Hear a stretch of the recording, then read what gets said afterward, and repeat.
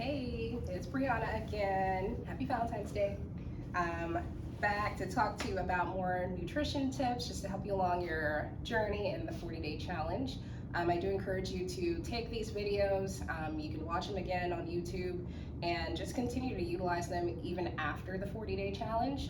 And continue to utilize them and make the best of it. Because even when the 40-day challenge is over, you still want to take care of yourself, take care of your body. So today we're going to talk about meal prep tips. It's going to be short, sweet, and simple, but meal prep is a big time saver. That's the purpose of it. A lot of us, most of us are working, or we have kids, we have families, we have big obligations that take up a lot of our time throughout the day. So the purpose of meal prepping is to get all your meals cooked and prepared so that you don't have to worry about what you're going to eat for lunch, what you're going to eat for dinner every single day. And it's just a great way to, like I said, save time, and you get it all done in one day and you're good for the week, or maybe halfway through the week and then you do it again. So that's what I want to talk about, just some different tips to help you figure out what is the best rhythm for you. So the big thing is to keep it simple. Some people really don't like eating the same thing day in and day out. I stress discipline. Discipline is a huge thing when it comes to weight loss and just managing your overall health. So give it a try for a week or two where you're eating the same thing. Maybe you season it differently, or maybe prepare your lunch differently from your dinner. But the big thing is to keep it simple. Doesn't mean it has to taste bad. Make it how you want to make it. Of course, not fry it or anything, but add the flavors and the seasonings that you like, or the dressings. Just don't overdo it with the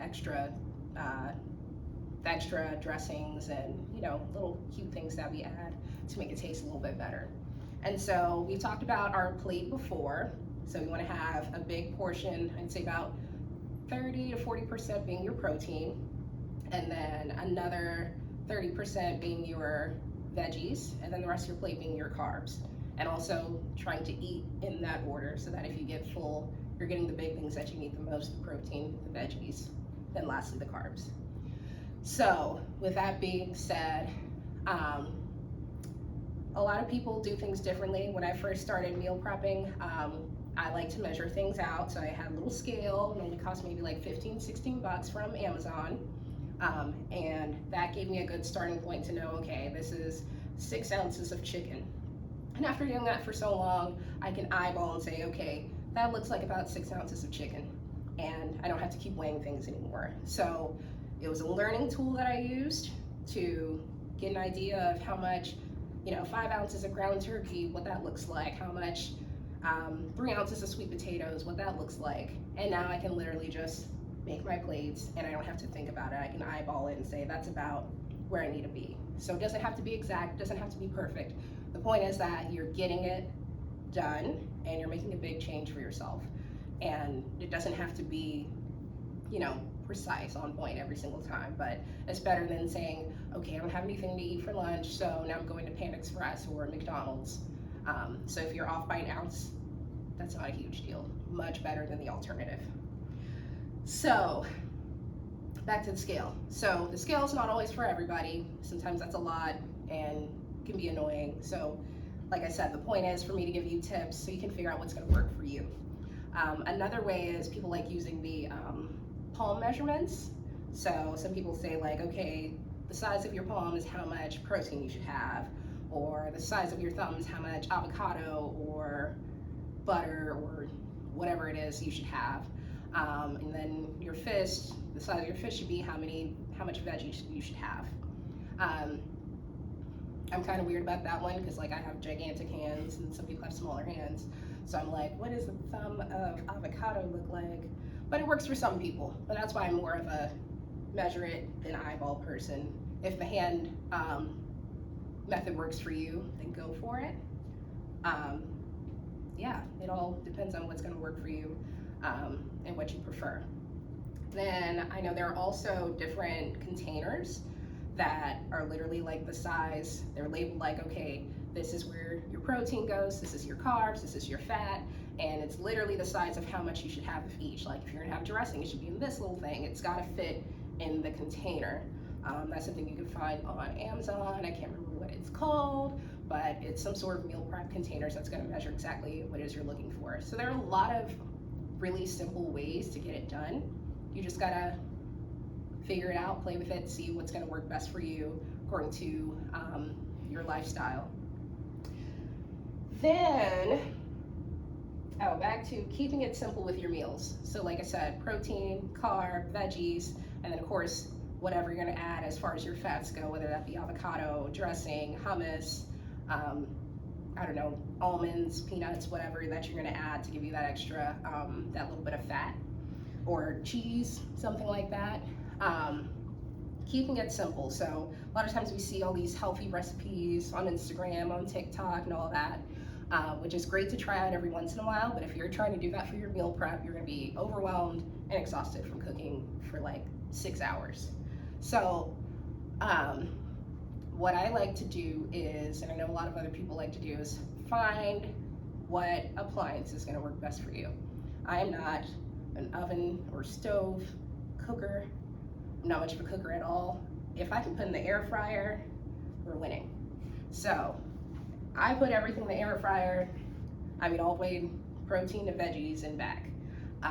So you can figure out recipes for that are quick and easy, that are gonna take maybe 20 to 45 minutes.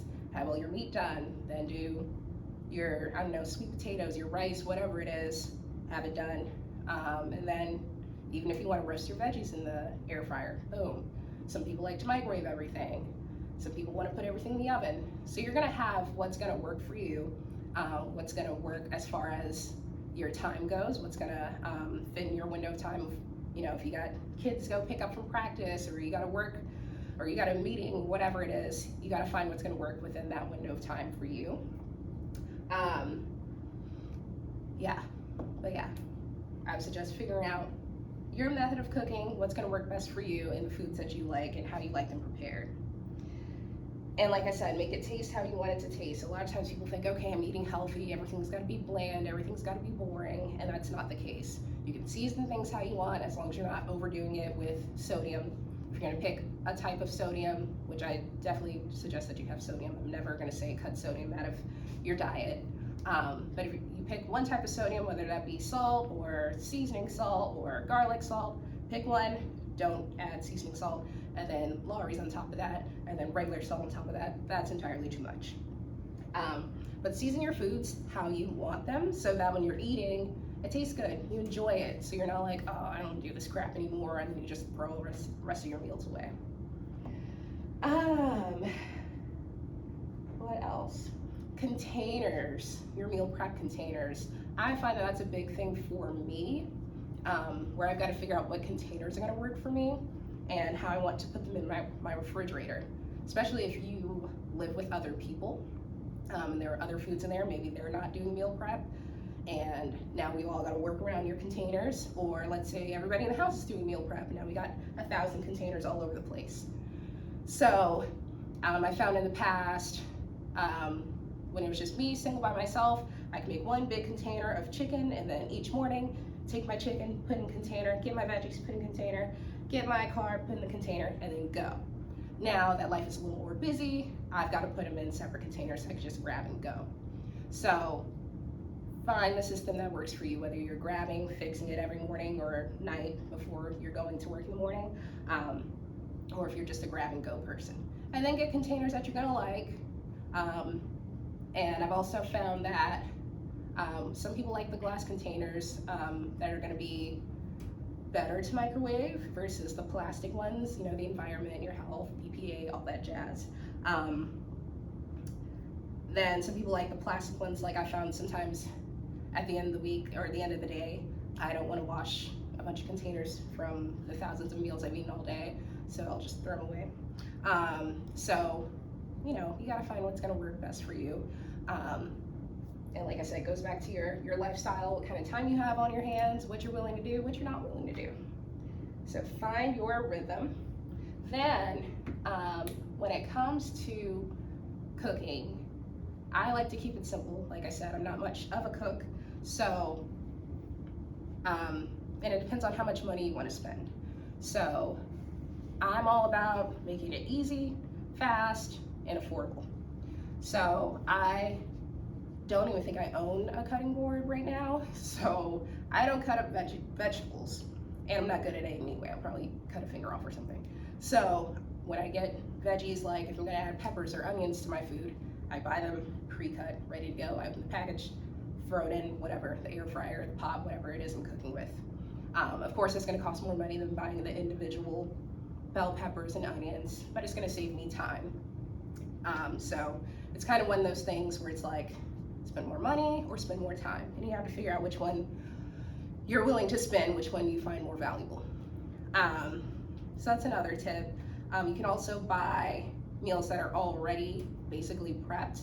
Like I went to Winn-Dixie yesterday, and they have the little bags, microwavable bags you put in the microwave or you can put in the oven, in the bag, already seasoned, vegetables chopped up and everything. It's fish, potatoes, veggies.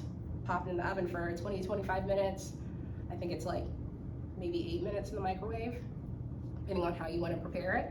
And then boom, it's ready to go in the bag, and it's probably enough for 2 meals. So once again, figure out how much money you want to spend or how much time you want to spend cooking. And let's see, as far as money goes, there are meal prep services out there where you can buy meals that people have already prepared and everything, and they're in containers already portioned out, and you can buy them just like that. Of course, costs more money, but saves a lot of time. So that's the big thing. You want to figure out what's going to be affordable for you, how much time you're willing to spend, and basically just make it as easy as you possibly can. But the big thing is preparation. So once you have it done, it's done for the week. And then you don't have to worry about every single day what you're gonna eat for lunch, what you're gonna eat for dinner, what you're gonna have for breakfast or snacks. You have it ready to go, and that takes care of so much of our time. Yeah, I believe that's about it for today. So get your meal prep on, make sure you have all the nutrients that you need, and keep pushing.